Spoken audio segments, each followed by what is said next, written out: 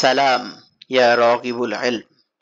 হেদায়ার পথে মিডিয়া হয়ে হেদায়া মিডিয়ার আবির্ভাব, জ্ঞান সুধার বিনিময়ে করি রবের সাথে ভাব। প্রিয় রাগিবুল ইলম, আজ বুখারী পড়ি সিরিজের ৫৭তম পর্ব।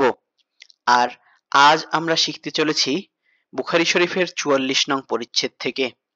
পরিচ্ছেদ শিরোনাম: আলোচনায় মশগুল অবস্থায় ইলম সম্পর্কে জিজ্ঞাসা করা হলে আলোচনা শেষ করার পর প্রশ্নকারীর উত্তর প্রদান।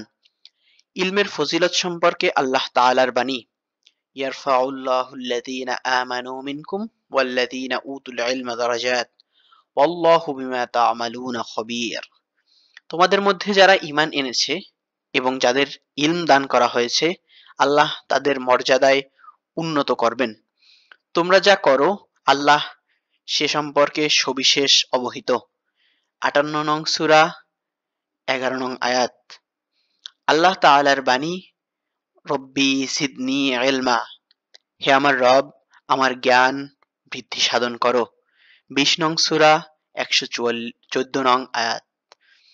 বুখারী শরীফের ৫৭ নং হাদিসে বর্ণিত হয় যে, মুহাম্মদ ইবনু সিনান রহমতুল্লাহি আলাইহি ও ইব্রাহিম ইবনু মুনজির রহমতুল্লাহি আলাইহি আবু হুরায়রা রাদিয়াল্লাহু তাআলা আনহু থেকে বর্ণনা করেন যে, তিনি বলেন, একবার রাসূলুল্লাহ সাল্লাল্লাহু আলাইহি ওয়াসাল্লাম মজলিসে লোকদের সামনে কিছু আলোচনা করছিলেন। ইতিমধ্যে তার কাছে একজন বেদুইন এসে প্রশ্ন করলেন, কিয়ামত কবে হবে? রাসূলুল্লাহ সাল্লাল্লাহু আলাইহি ওয়াসাল্লাম তার আলোচনায় রত রইলেন। এতে কেউ কেউ বললেন, লোকটি যা বলেছে তিনি তা শুনেছেন কিন্তু তার কথা পছন্দ করেননি। আর কেউ কেউ বললেন, বরং তিনি শুনতেই পাননি। রাসূলুল্লাহ সাল্লাল্লাহু আলাইহি ওয়াসাল্লাম আলোচনা শেষ করে বললেন, কিয়ামত সম্পর্কে প্রশ্নকারীর লোকটি কোথায়? সে বলল, এই যে আমি, ইয়া রাসূলুল্লাহ। তিনি বললেন, যখন আমানত নষ্ট করা হয় তখন কিয়ামতের প্রতীক্ষা করবে। সে বলল, কিভাবে আমানত নষ্ট করা হয়?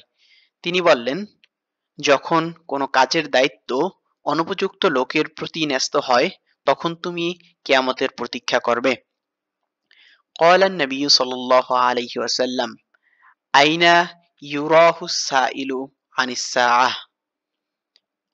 قال ها أنا يا رسول الله. قال فإذا ضيعت أمانة فانتظر الساعة. قال كيف إضاعتها؟ قال إذا أسد أمر إلى غير أهله فانتظر الساعة. এভাবেই প্রতিদিন একটি করে হাদিস শিখে রাসূলুল্লাহ সাল্লাল্লাহু আলাইহি ওয়াসাল্লামের ব্যক্তিত্বকে আপন করে নিতে হেদায়া মিডিয়া সাবস্ক্রাইব করে বেল বাটনে অল সেট আপ করুন। আর ফেসবুকে ফলো করুন, যাতে রাসূলুল্লাহ সাল্লাল্লাহু আলাইহি ওয়াসাল্লামের কথাগুলো আপনার কাছে পৌঁছে যায় সবার আগে। সদকায়ে জারিয়ার মর্তবা অর্জনে লাইক, কমেন্ট, শেয়ার করে পাশেই থাকুন।